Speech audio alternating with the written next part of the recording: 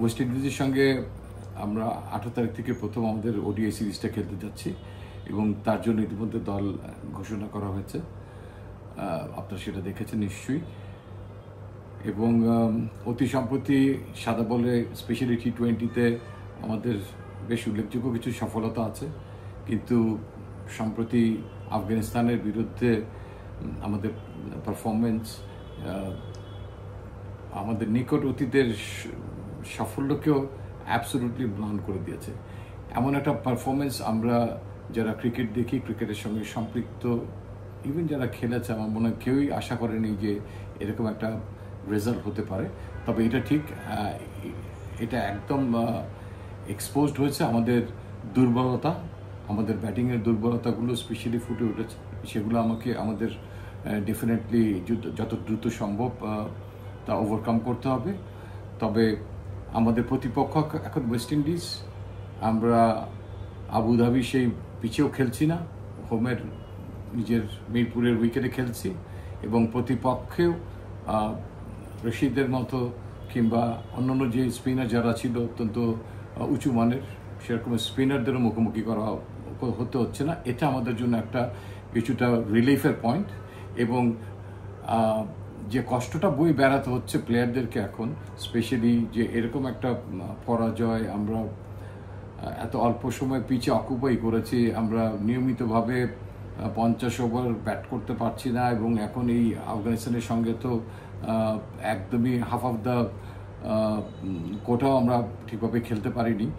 তো এটা বুকে বয়ে নিয়ে বেড়ানোটা অত্যন্ত কঠিন একটা খেলোয়াড়ের জন্য এবং শারীরিক এবং মানসিক ক্লান্তিতে সম্পূর্ণ আচ্ছন্ন আছে প্লেয়াররা, এ ব্যাপারে কোনো সন্দেহই নেই। তবে এই দ্রুত মাঠে ফেরত আসা যেমন বিট চ্যালেঞ্জিং, যে আপনার এরকম একটা মাইন্ড সেট আপ থেকে, বিধ্বস্ত অবস্থা থেকে মাঠে ফেরত আসা, ঠিক একইভাবে আমি মনে করি যে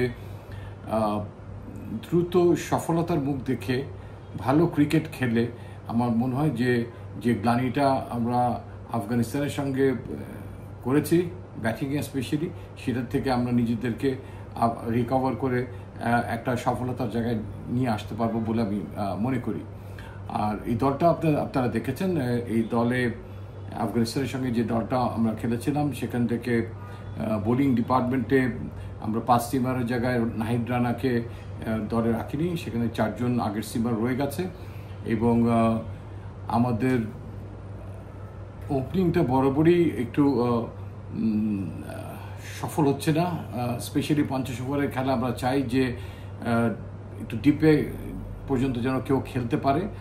সাইফ হাসান তার কাজটা করে দিচ্ছে, তাকে আরেকটু বেটার করতে হবে, তার ইনিংসটা লম্বা করতে হবে। তার পাশাপাশি আমরা সেই জায়গাতে আপনারা দেখেছেন সৌম্য সরকারকে ফেরত নিয়ে এসেছি। তিনি অনেক অভিজ্ঞ একজন খেলোয়াড়, প্রায় 80টার মতো ওডিআই খেলে ফেলেছেন, প্রায় 10 বছর ধরে খেলছেন এবং গত বছরের শেষে নভেম্বরের দিকে ওয়েস্ট ইন্ডিজের বিপক্ষেই তার ব্যাটিংয়ে যথেষ্ট সফলতা আছে এবং সেই দলটার সঙ্গে আমরা খেলছি।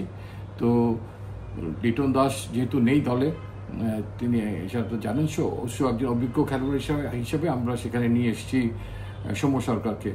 এবং দলের মিডল অর্ডারটা যথেষ্ট ভুগেছে, প্রায় সবাই বলতে পারেন ভুগেছে, রান খরায় আছে। তো সেই জায়গাতে আমরা মাহিদুল ইসলাম অঙ্কনকে এনেছি। আমরা 2027-এ নেক্সট বিশ্বকাপটা ওয়ানডে ইন্টারন্যাশনালে বাংলাদেশ খেলবে, সেখানের কলেবরটাকে বৃদ্ধি করার জন্য যারা সম্ভাব্য কম্পিটেন্ট থাকবেন তার মধ্যে থেকে মাহিদুল ইসলামের নামটা, অঙ্কনের নামটা নিশ্চয়ই অনেক উজ্জ্বল। তো তাকে এনে এই ডেপথটা বাড়িয়েছি, যেখানে টিম ম্যানেজমেন্ট এবং ক্যাপ্টেনের একটা চয়েস থাকবে এবং এখানে যারা ব্যাটিং খুব একটা ভালো করতে পারেনি, 1-2 জনকে কিছু ম্যাচের জন্য ব্রেক আমরা দিতে পারবো, সেই সুযোগটাও এখানে তৈরি করে দেওয়া হয়েছে অঙ্কনকে নিয়ে। এবং এরপরে টি20 একটা খেলা সিরিজ আছে ওয়েস্ট ইন্ডিজের সঙ্গে আমাদের, সো দ্যাট আমরা আমাদের মূল মিড অর্ডার ব্যাটসম্যান থেকে কাউকেই আমরা আর এই ইয়েতে উপেক্ষিত রাখিনি ওয়ানডেতে, সবাই যারা দলের সঙ্গে ট্রেনিংয়ে থাকে। তো সেই কারণেই মিড অর্ডারে জাস্ট একটা অ্যাড করা হয়েছে, এখান থেকে কাউকে আর বিয়োগ করা হয়নি এবং দলটা 16 জনেরই রাখা হয়েছে।